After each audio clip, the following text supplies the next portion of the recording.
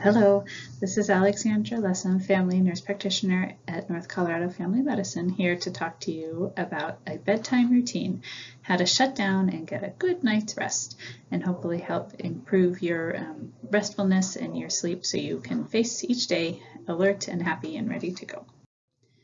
So a checklist of things to think through when you're getting ready for bed, and we go into more detail in the other video in this session, but this is just a quick reminder. Set a consistent bedtime, and I would say wake time as well, as much as possible during the week and on weekends.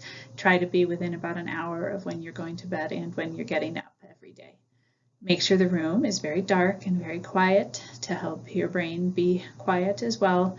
Turn off any electronic devices about 2 hours before bedtime to limit that blue light and stimulation of your brain, which will alter your sleep-wake cycle. Dim the lights as much as possible, so rather than reading with a big bright overhead fluorescent light, use a dimmer bedside light or something like that so that you can see comfortably to read, but that's not going to be blinding.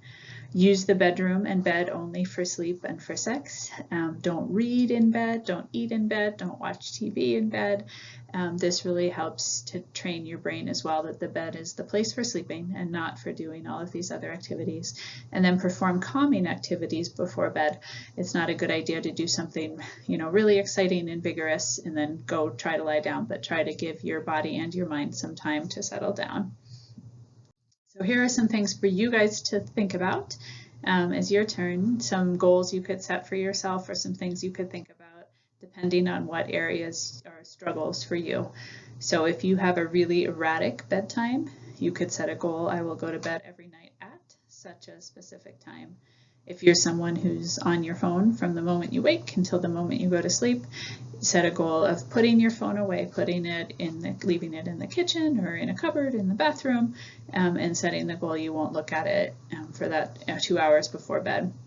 If you're somebody who struggles with getting your mind to settle down, think about ways that you could quiet your mind before sleep. You could do some brief meditation or take a bath or read something that would calm you down, have a cup of tea, something like that.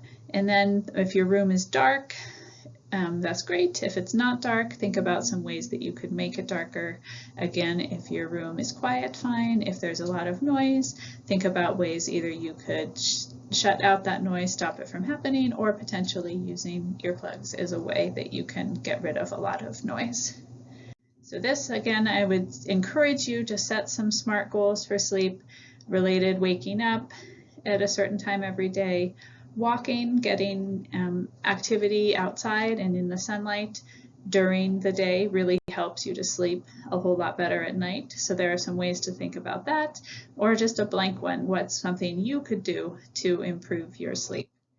And here we say take control of your sleep. There are certain medical conditions and reasons why people are unable to sleep, but a lot of it really is in our hands.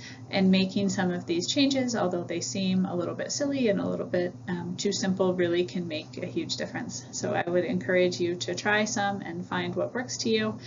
Please let us know if you have questions or comments or would like any more information. Rest well.